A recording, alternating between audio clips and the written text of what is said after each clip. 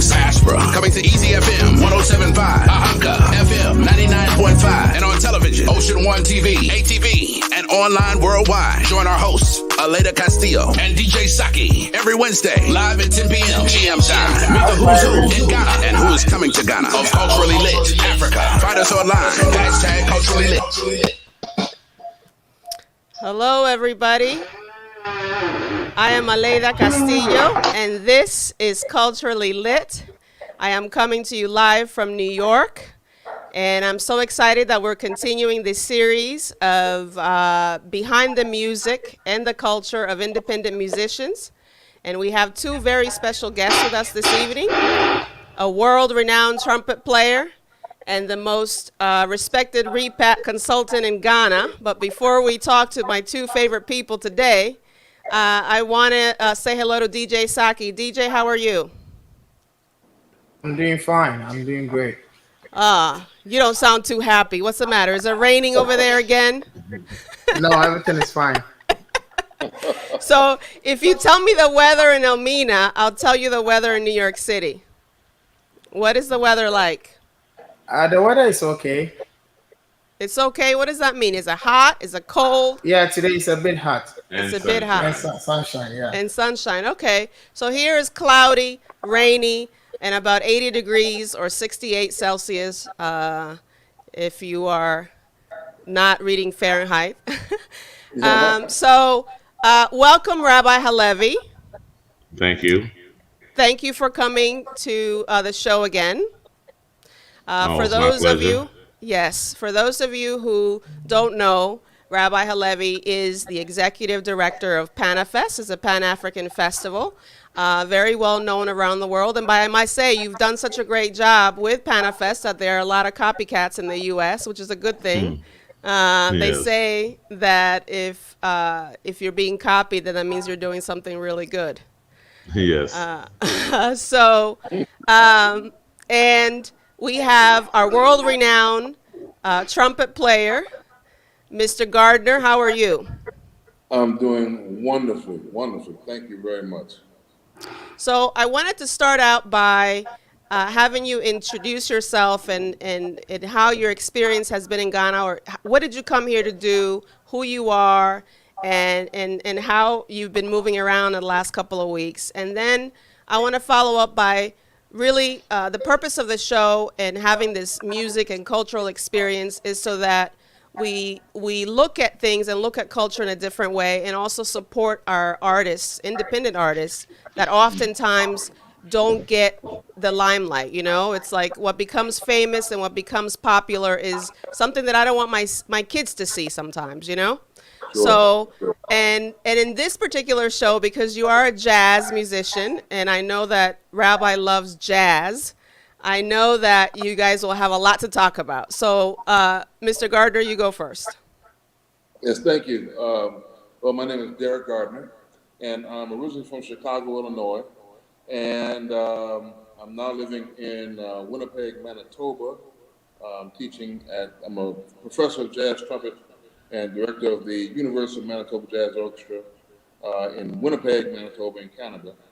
And I'm a jazz trumpeter, composer, arranger, and I was on the scene in New York City for quite a few years, about 12 years actually, before I got into education, and my educational exploits eventually took me to Canada.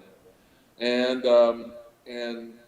throughout the years, I've always had some type of connection to Africa, to the motherland. Not knowing, as many African Americans share this void of not knowing where they actually come from.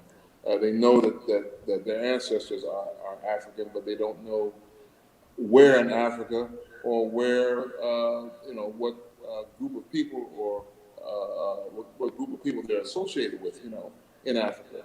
And with this desire just recently overcame me, I guess in the last maybe 2 years or so.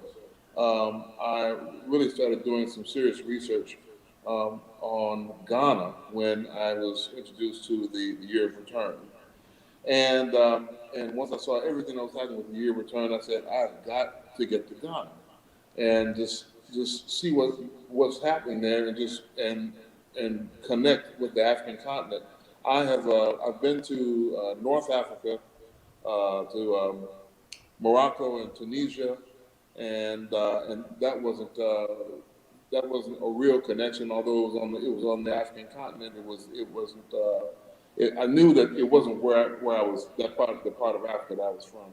I've also been to South Africa, to Johannesburg, in my musical travels, and there I felt more of a sense of home because I was around people that looked like me, and I was introduced to the South African culture through a wonderful great friend of mine, trumpeter Johnny Mekwa, who's passed away about 2 or 3 years ago, and but I knew that that I had my ancestry in West Africa, and about 3 months ago, so I did the African Ancestry .com DNA test, and found that I shared ancestry on my mother's side with Sierra Leone. Wow. Yes, yes. And so I said, okay, I've got to go to Ghana and I've got to go to Sierra Leone, to just make my personal connection. And so that has been my journey thus far. And I was supposed to be here for the for Ghanaian Independence Day on March the 6th. And but there was Ghana had a spike in their COVID cases, and so I had to postpone my trip. I was working with a great friend of mine and fraternity brother of mine as well, Diallo Sombri, who was helping to organize my efforts to get to Ghana and perform. And so we were able to reschedule my trip during the time of PanAfest. And so now I'm here, finally here, and I said, I'm going to spend at least 4 or 5 weeks here. So I've been here for 3 weeks now. Wow. Yeah. Wow. So it's been incredible. It's been mind blowing. It's been incredible. It is filled a void that I've been trying to fill for a long time, and I am thinking very, very seriously about repatriation. Really? Wow. Sure. So you currently live in Canada. Yes. So if you move to Ghana, would you move full time, or is that your consideration, moving full time to Ghana? Oh yeah, that's the only way you can do it. In my view, if you're gonna go big, you gotta go hard, Go big, go hard, go serious. And, Okay. I'm on a quest to essentially, like maybe career-wise and musically, I'm looking to repatriate jazz music to where Yes. it was originally seeded from, the African continent, and particularly West Africa. I teach jazz history at the University of Manitoba, and I try to teach mainly, Canadian students that this jazz is Africanized music, Yes. and it's not. Although it has its roots it has some roots in European classical music with the use of the instruments that we use. I play the trumpet, which is a European classical music. We play the piano, European classical music. We play the double bass, which is a European classical instrument. But we have taken those instruments and we've Africanized them. Mr. Derrick, Yes. can you check on your microphone for us a bit, because your microphone is a bit down. So we want to turn the volume a little bit up so we could hear you a little better. Okay, this is my microphone? Yes, on your computer. Okay. My microphone is all the way up. Okay. So you just raise your voice then a little, just so that it can come through better. So in Canada, right? I understand Canada is very supportive of artists, right? Yeah. I have had many friends who essentially has had better experience in Canada musically in their music career than they have, let's say, coming to New York City. Was that your experience as well, or you kind of just moved to, left New York just because? Or you want to No, change? I left New York because I got offered a really great job at Michigan State University. Okay. And I taught there for 7 years. But it was at the time, I was a freelance musician, and had been doing that for about 11 or 12 years, and had great success doing it. And I still had more things to do career-wise in New York. But at the time, I was in my late 30s, and I said, I don't have any savings in the bank. I don't have any. I don't have any health care.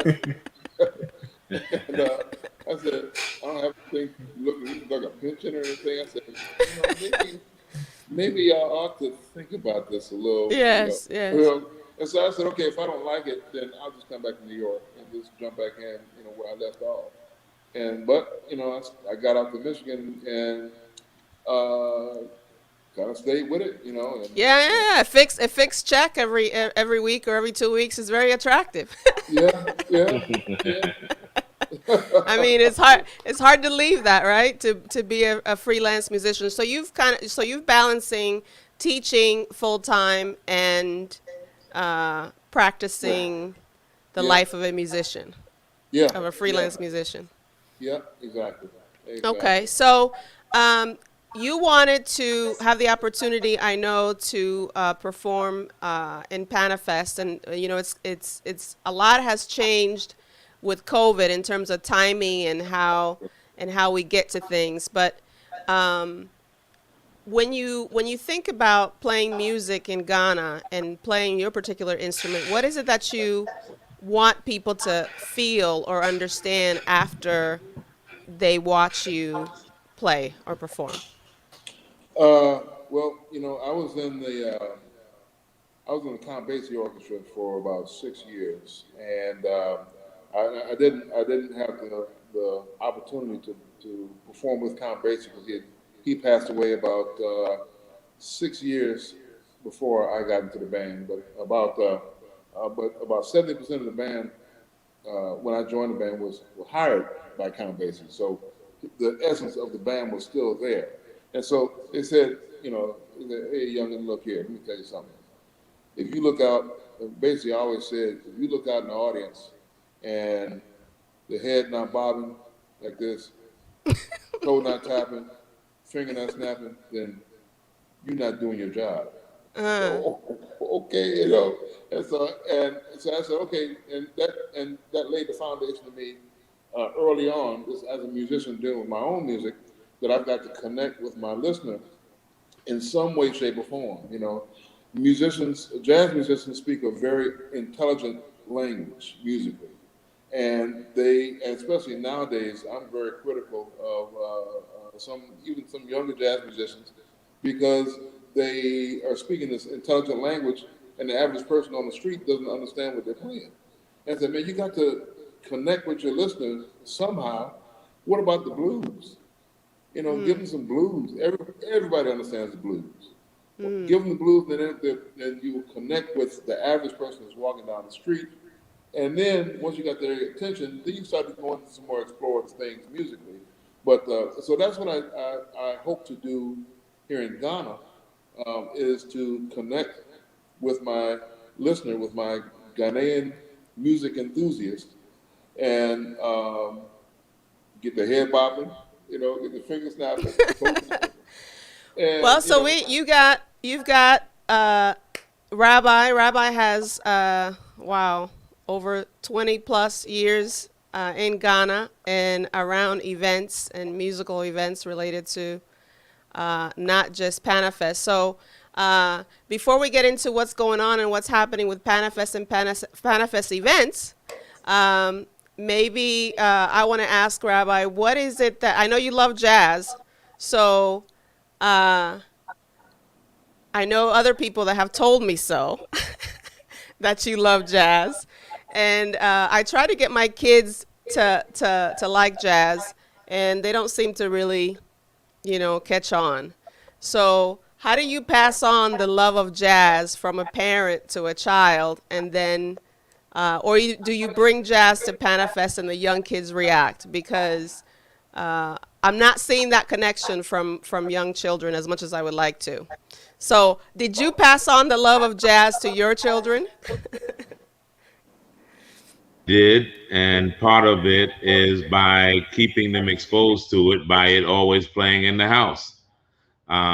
That's how many of our children who did not come along on the rhythm and blues and Motown sound learn old records, is because they heard it playing in the house. And I remember when I was a young person and my father was into jazz, he had it always playing in his car and around. And I remember saying to him one time, I wonder how he can tell Charlie Parker's saxophone from the Prez. And how can he tell the difference between a trumpet player like Louis Armstrong, and Miles Davis? How, and when it's not a voice, how can you tell the difference? And I'm saying this as a young man, but it's when I started growing, jazz started growing on me, and I got into it, and I realized that it was a language, and it told a history, and it encased, the soul of our people and had its own message. Then I learned that language. Like any other language, you have to learn it. Then I began to appreciate it. And then when I can differentiate between the artists playing the same instruments and knew that was their signature, that was their voice, then I realized that now I know what my father was enjoying with jazz. And so I think that it's about exposure. And being an artist myself, although I'm into the visual arts as a painter, I never separated the two, because I could never really do a decent painting without having a decent piece of jazz on, or collection of jazz playing while I was creating my oil on canvas. So I know when we were coming up in school and we went away to college, we had a little fad going on about everybody having a theme song. And my theme song was Freddie Hubbard First Light. So even to this day, when I hear Freddie Hubbard play First Light, everybody know that's Cohen's song. So literally every morning, my roommate, he played Pharoah Sanders' Morning Prayer. But First Light was first. I said, because the sun rises first before you do your morning prayer. So we did Freddie Hubbard First Light and Pharoah Sanders' Morning Prayer. And that's how we actually started every morning on the campus of Savannah State College, and so, yeah, Savannah State. So I did all of my famous paintings were of jazz artists, I did a, painting of John Coltrane that still hangs in the gallery of Akbar. I did Lady Day, which I think is the best painting I ever did. I gave it to, my high school counselor when I came home on my first visit to thank him for having gotten me enrolled in Savannah. I just did a series of jazz musicians. And so jazz is a part of my heart and soul. It's my era, but it's more than music. And it inculcates a history. It was like a protest movement. It was breaking outside of the box. It was Africa expressed in the West, and then modern instruments. I mean, I get so much out of it when we talk about that. So that's why I appreciate hearing the words of Derrick talking about bringing this sound to Africa. It's from Africa, but sometimes we have to hear something come back, and what we've done with something, with the improvisation. And this is what the sons and daughters have done with our soul, put it in another form, bringing it back to the table and say, look what I've done. And, with this rhythm, this sound of Africa, what we brought to the whole world. And so I think that the language of jazz coming back to Africa cannot come back without us telling our story, without telling our history, what belongs to the culture of jazz. Even the mere fact that, its name, people not knowing what to call that. It's like Black people trying to describe to other people what soul means, when we were calling each other soul brothers, soul food, soul music. People say, so what is soul? I mean, how do you explain soul? It's something that you live, something you feel, something that's a part of us. It's in our DNA. Then we didn't have a word called DNA. Now we understand it's another title, but then our music was our DNA, and soul was the classical form of that DNA and musical expression. And the giants that produced it, who were the harbingers of bringing this new form of music to the world, brought a history with that. They had attitudes with that. It was a coolness. It was a style. So to just say jazz, even that alone, the examination of the names, the phonetics of it, the etymology of the word. What is jazz? So many forums, so many sessions, so many workshops can be made just on that. So I'm just happy to hear that our brothers inspired, like it's a mission, to bring the sound of jazz here. And I found out some years back, maybe about 10 or 12 years ago, the U.S. Embassy sponsored a jazz quartet here in Ghana, and they were focusing on Accra. And we said, no, let them come down here to Cape Coast. We're also down here, we're alive. And so they were surprised, to their dismay, when the jazz quartet came down, and they had a good audience. I mean, we didn't find out till after the performance that they said this is the best audience they had. It was a better audience than anybody they had in Accra. And it was a mature jazz crowd because they knew how to applaud after every solo. They knew how to show the appreciation for each artist. And they were just an overall appreciation. They were shocked that the Central region had a jazz audience that had some appreciation for the music. So there is a fertile ground for, jazz here in Ghana and in Africa. Wow. So basically, in a very eloquent way, you told me that it's my fault that my kids are not getting the music because I'm not listening to it enough. I'm the one. You see, I went all around that way, but you got the yes. message. So I'm the one that's got to listen to it wherever I go. Yes. So, we forget sometimes. I like to be in silence a lot. So, and then sometimes I have a tendency to forget how much music can move you, right? It can move you to tears. It can move you to dance. It can just move you. It can help you connect to the higher power. It could it's like sense. All those Yes. things have powerful, can bring powerful feelings, right? And so I have a lot of musicians that tell me that music saved their lives. And I always Yes. find it surprising that, it will be musicians that didn't know each other. And they will say, I said, well, what got you into music? Well, it saved my life. Well, So, that being here in Africa, my spiritual orientation, that I focus my whole life on spirituality. And music and dance is spiritual in Africa. It's not just a social form, recreational form. It is spirit, and it's connected with the soul.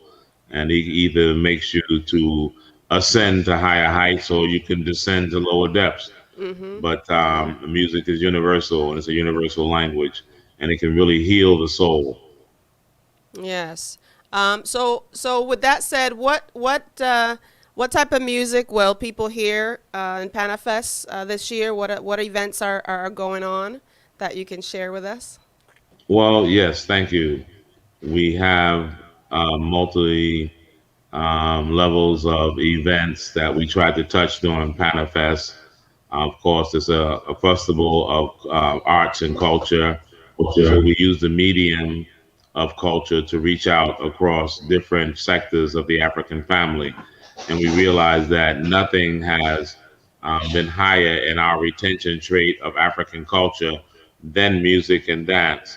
So we try to use the arts to reach out to reconnect the African family to each other.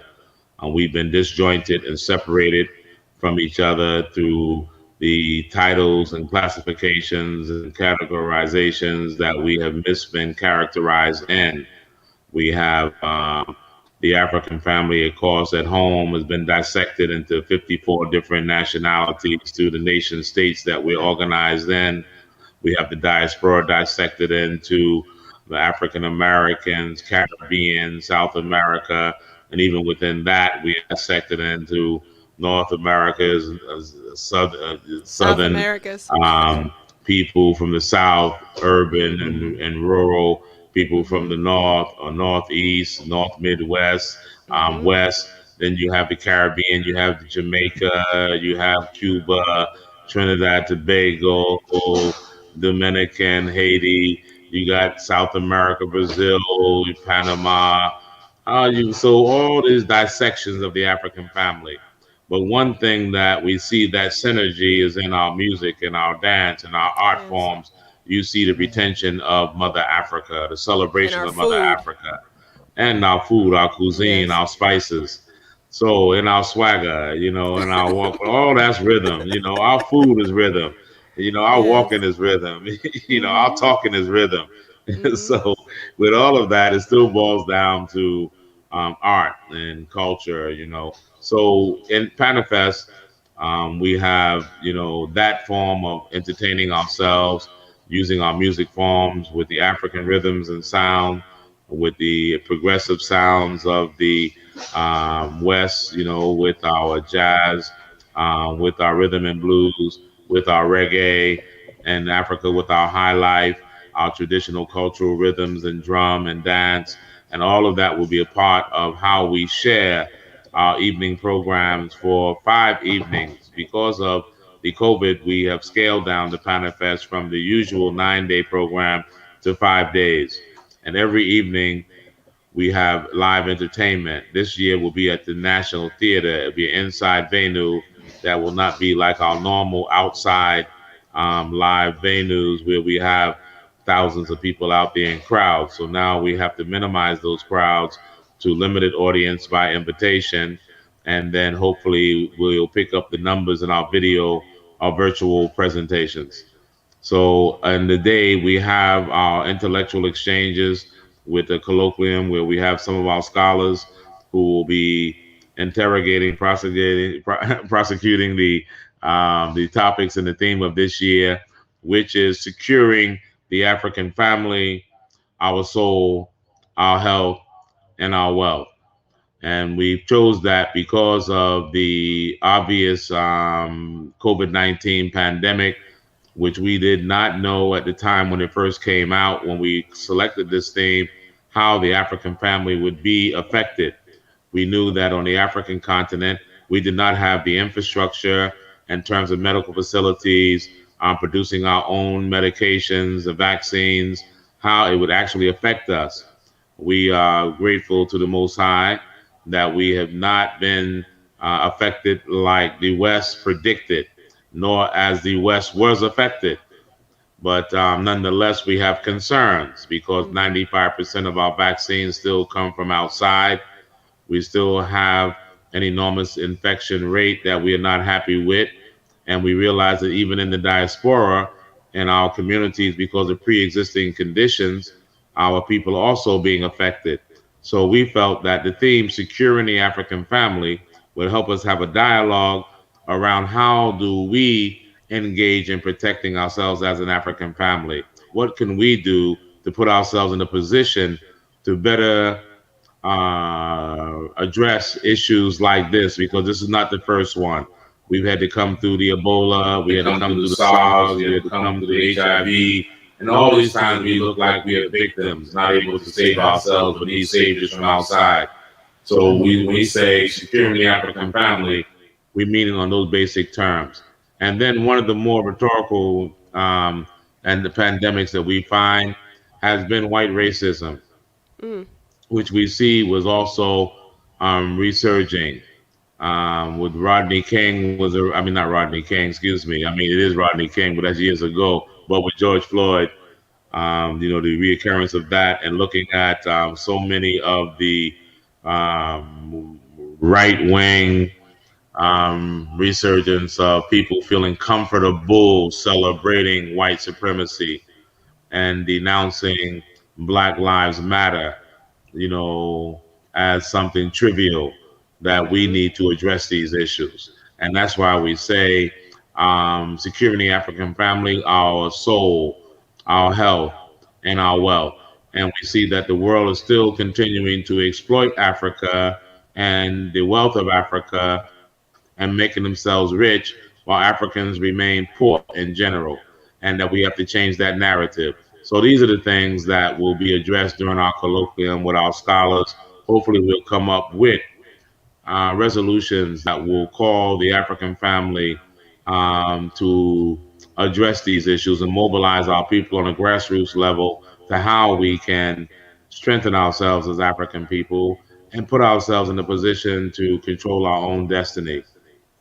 And then we have rituals, what we call the healing component of Panafest. We have been wounded as an African family throughout the years of the slave trade, slavery, and colonialism. Through those separation of ourselves, we've got to see ourselves um, different from each other and not as family. So we need things to heal.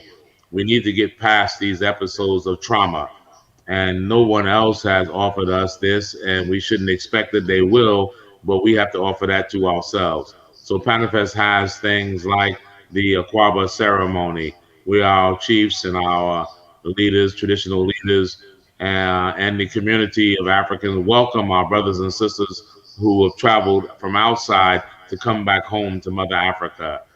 We have ceremonies like Reverential Night, where we pay tribute to our ancestors who fought against the raids of villages to capture Africans to sell us in slavery. Those who died in the dungeons in the Middle Passage, and those who suffered during slavery and the movement for the abolition of slavery, and as we still suffer today. So we have programs that address that, healing ceremonies, pouring libations, talking to our ancestors. And then we have special program for the Women's Day and the Youth Day to address the issues of celebrating our mothers, our daughters, our sisters, our aunties, the backbone of the African family that for years have held the African family together and the African man together. When no one else believed in African manhood, our women did, and they supported us and still support us.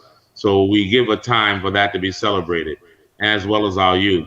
Our youth cannot inherit our gains nor secure our gains if we do not prepare them and train them and give them that focus and the confidence that we have in them, to let them know that no matter what their challenges that they are challenged with as young people, and young people never do what old people would like to do, but that's part of being young. But we still celebrate them. And we hope that they come through that youth passage, they will come into the responsible adults that we expect them to be, as all of us have done who are responsible adults. So these are various philosophical aspects of Panafest that culminate in the programs that we offer. How because I know pre-pandemic there was obviously a higher level of attendance and activity, especially Yes. in 2019. How, with people that have still been traveling during the pandemic, and as you have Derrick Gardner, a musician, and others that want to participate in PanAfest, and perhaps want to prepare production for the following year, and have enough time to do so, what's the best way for artists, independent artists, to engage with the foundation to sort of be able to present to you or the foundation itself a program that can be brought to you, right? Well in Yes. advance. What's the best way to engage to do that? Well, the best way to engage is to make contact with our office or to engage us through our website, um, so that we can entertain those ideas and give room or avenue for them to come into fruition. Every day, we ask for the African family to make contributions to how we can become better. And because we don't feel that Panafest belongs to a board of directors or a board of trustees or an executive, but it belongs to the African family, those of us who hold those positions are only managing the custodianship of PanAfest so that it keeps itself open for the expression of the African family. So any artists who have any ideas of how we can improve upon ourselves, any artist who feels that they want to have access to being able to perform, they can contact us and we are very wide open to those ideas, and would wish that they would feel comfortable to come forward in doing that. We are now the longest running Pan African festival on the continent, 28 Wow. years, and coming into our 14th edition because we're every other year. And so we need to build strong institutions. And PanAfest has the properties to be a strong institution. It doesn't belong to any individual, but it does belong to the African family. But we need to be able to, first of all, build our capacity to financially support it and sustain it, which is something that all of our institutions suffer. But more than anything else, our children need to know that we have strong institutions that we have left for them and that they can be a part of, so that their God given talents also have avenues that can support them and they can express themselves through. Okay. So, Derrick Gardner, I know that you're in the midst of your trip and feeling all those feelings that we get when we are reconnecting with the motherland, and we want to do everything. And of course, we can't do everything all at once or at the same time. Yeah. Um, but what do you think when you go back to Canada? What is the first thing you will do to kind of preserve this experience that you've had, or maintain the connection? What would be the first thing you do when you get back in terms of preparing to either maintain the connection or come back? Plan my next trip. you know, that's that's essentially That's it. Plan your yeah, next trip. yeah. So, how soon would that trip be? How soon? How soon? I was hoping that it would be before the end of the year, but it'd probably Ah. be maybe around. You know what? Now I'm thinking about it. Uh, Probably Independence Day of 2022. I Okay. think I'm going to look toward that because I have some commitments in January and February that I know I won't be able to get out. And I'll be teaching as well, but I'll be able to. I'm going to be able to get away um, for Ghanaian independence. I'm going to look toward doing that, and so yeah, you know, I uh, I was for a long time just trying to figure out, you know, what is it that I can bring to Ghana, to speaking to directly to what the rabbi was referring to, how to uh, uh, bring something back to Ghana to help to Connects build the basically the country two up, build cultures, the right? people up. Yeah, you know.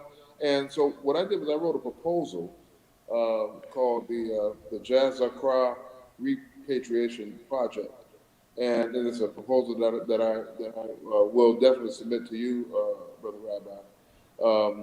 And it speaks toward exactly repatriating uh, jazz music back to where it was seeded from, and creating um, uh, performance-wise, creating a jazz orchestra to be Mm. blended with a traditional Ghanaian percussion section. And jazz orchestra is usually a 17-piece big band, and put a Ghanaian percussion section similar to the one that was playing at your mother's celebration of life that I Ah, saw there. And yes. when I saw that percussion section, I was like, that's it. That's exactly what I was envisioning. All And right. and I'm looking for this to be essentially like a national jazz orchestra of Ghana. And it's similar to you heard of the Lincoln Center Jazz Orchestra, directed by Yes. Wayne Yes. Ellis. Yes. My younger brother is the lead trombonist in that band, Oh, and wow. Wow. uh, and back in 2006, I believe they did when Marcellus was commissioned to do a piece called Congo Square, and you know I about like that, that. yeah.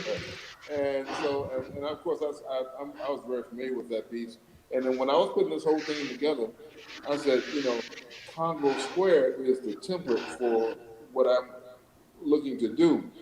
What Marcellus only did it one time, I'm looking to use this as the National Jazz Orchestra of Ghana, Wow. and use it also as a way of attracting musicians, mainly jazz musicians, um, African American jazz musicians, to Ghana, saying that this is a jazz orchestra that's got a performance series and all this stuff or whatever. We tour and we get the name out there, and as a way of repatriating those jazz musicians, and not only just Yes.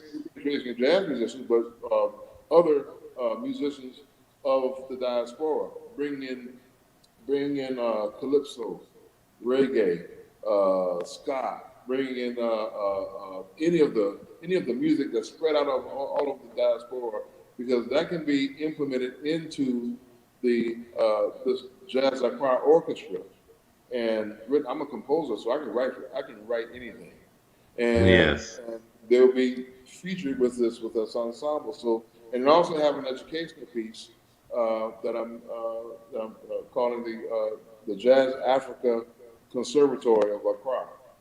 And Excellent. and when I saw, I met the brother at again in Elmina at your mother's celebration of life. That Yes. has the Asebu village. Um, Yes. yeah, and I said, and it was in this free land that was given to this man to manage, and I was like, Hmm. wow, we could build the conservatory there, you know. Yes. And so I was like, man, I got to write this. So I got the proposal written, and I've gotten it. Actually, it has been through, I believe, a person that's working with PanAfest, Afia Zakia. Um, Yes, absolutely. yeah, FIA is working specifically with our colloquium this year, with yeah, the organization ASA, the African yeah, Historical Studies Association. yeah, So they exactly. partnered with the University of Cape Coast, and Yeah, they're bringing on our colloquium, which yeah, is what we're exactly. talking about, building partnerships via institutions. And we've Right. had something exciting that's come out of that relationship. Out of that relationship, the University of Cape Coast Panafest Colloquium Committee is proposing that we rename the university's Center for African International Studies after Dr. John Hendrick Clark. I Wow. mean, that's progress. That's a Wow. great, accomplishment, that we like to chalk up, to Panafest. And Yeah, also, one of the groups that's being featured this year in Panafest on Wednesday, in fact, is our Pan African Orchestra, the Pan African Youth Orchestra, who deals totally with indigenous instruments. And they're going to be a major feature.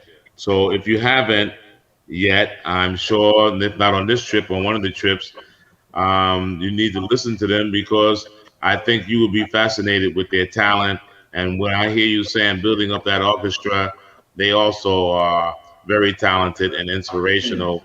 And I'm sure you get a lot of ideas as well as probably think to even collaborate with them.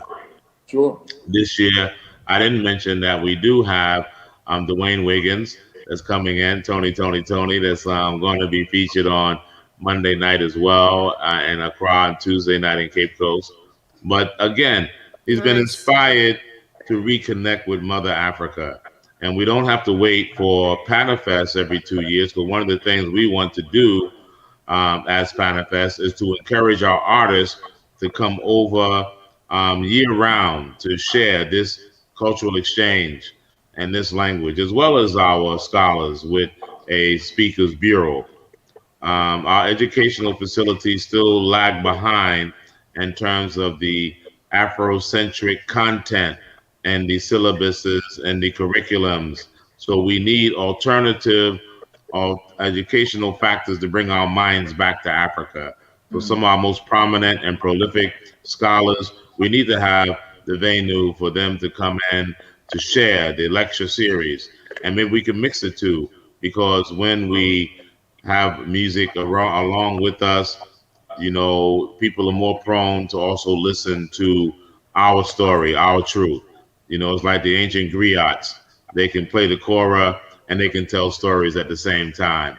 And we put together some innovative systems and programs in the off years of PanAfest, and put together a calendar where we know jazz musicians are coming in here consistently, as well as other artists with other mediums. And then at the same token, we have scholars that can come in and lecture series. We can begin to open up the minds and create and formulate the minds and the thinkers that we need to be a part of a new Africa. Well, so now that that's a big plan that you have, Mr. Gardner. So since you are already an instructor, I'd say you should come and get a job at the university.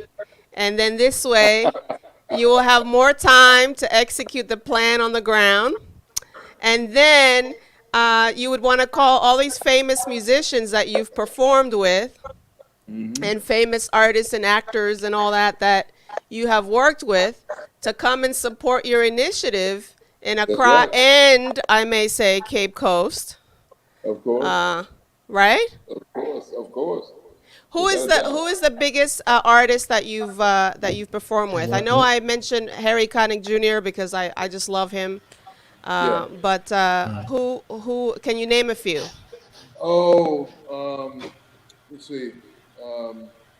Tony Bennett. Tony Bennett. George Benson. I did one of Frank Sinatra's last performances at Radio City Music Hall with the Tom Basie Orchestra. Wow. I performed with James Moody, great saxophonist. I was the great saxophonist vocal arranger. Frank Foster was my mentor. Wow. Wow. Okay. He taught me composition and arranging, and I mean, it was tough love with him, man. We were on the. I give you this quick story. We were on the tour bus, going between cities, and Frank Foster, who is a famous, probably familiar with his tune, big hit "Shining Stockings" from back in the day, and so he'd be at the front of the bus with a big pad of score paper and a black felt tip pen, and he'd be writing a big band arrangement without a piano. All the Wow. voices and everything was in his head. He'd be like, okay, saxophone, dee da dee da dee, trumpet, dee da da, trombone, dee da da, sax, dee da dee da da, and I'm looking at this like, wow, and I took, I said, I was stuck on composition. I took composition rating. I can do this. So I got me a pad of score paper, and I said, saxophone, dee da dee da dee da da da da. And so about a week later, I went to the front of the bus. My seat was in the back of the bus. I went to the front of the bus and I said, hey, False, man, look, I got this thing I've been working on. Can you try to check this out? Just let me know if I'm on the right track. And so he said, okay, let me see what you got. And so he's looking at it, and he's like, while he's looking at it, he takes the black cap in his pocket. He puts it on the pen, puts it in his pocket. He takes out his red pen and takes the cap off. He said, okay, well, you got to make it third up against minor third. This is wrong. You got to do that. And what this G up here, that doesn't work against the score. You got to do that part. Then you just say, no, this line, that kind of works, but you got to scratch that out and do it like this. And so he just started. So he was able to do it. He was able to understand the music from looking at it, and that's a photographic memory beyond that, right? Yeah, he had it all up here. He was like a rocket scientist with music, and he just bled all over my score, And he said, okay. Well, it's interesting that you mentioned Frank Foster, because I have a small history with that. I used to be the first acting executive director of the Akbar Center for the Arts, which is an art gallery in Mount Vernon.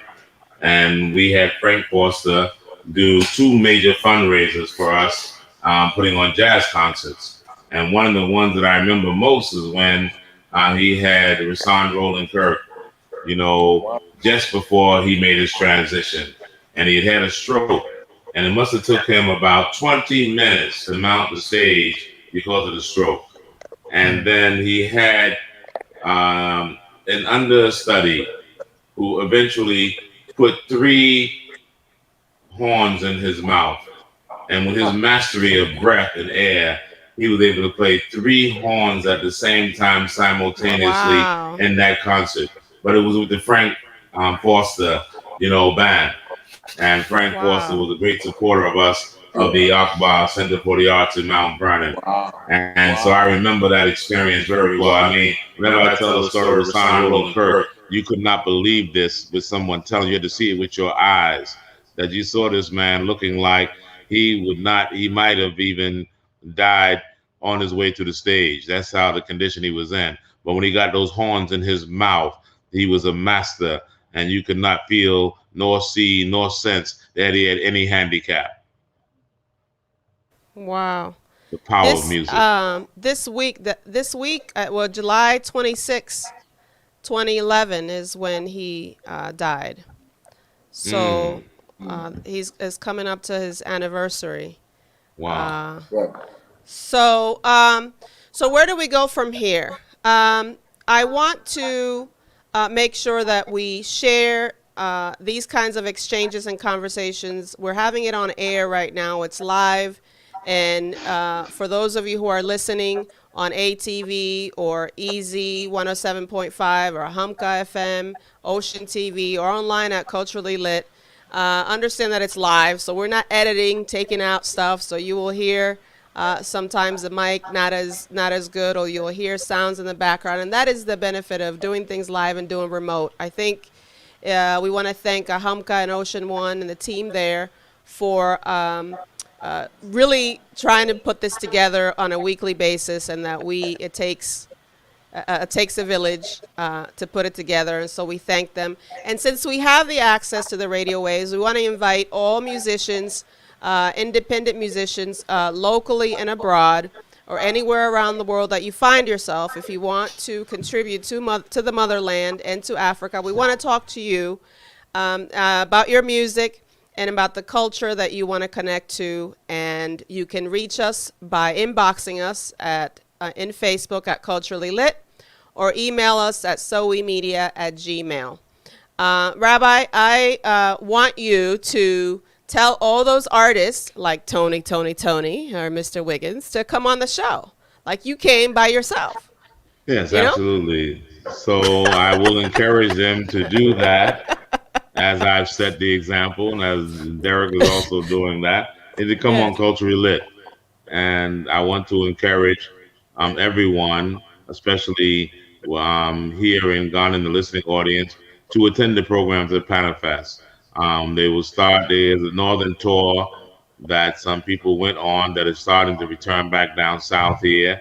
On Monday, we'll start the substantial programs of Accra, with the wreath laying ceremony paying tribute to our Pan-African pioneers, W.B. Du Bois, the George Padmore Library, and the Kwame Nkrumah Mausoleum, with a cultural explosion that evening at the National Theater, of which I understand Derrick will be also playing or having a part to play there, along with the National Theater drama troupe. We have also, I mentioned earlier, Tony, Dwayne Wiggins, and in his company. We know that the Central Region will be the beneficiary of all these artists, starting from Tuesday with our return journey, symbolic sea trip from Cape Coast Castle Door of No Return to the Elmina Castle Dungeon, and the Aquaba ceremony, the opening of our colloquium, and then the continuation with our evening performances in the Expo Bazaar at the Center for National Culture in Cape Coast, and then ultimately with our reverential night and Emancipation Day at Asin Manso. So I encourage everybody to participate in the programs and come and bring this family reunion together. Let's celebrate and enjoy ourselves. Let's commemorate the struggle of our ancestors, and let's talk about our way forward in securing this African family. Amen to that.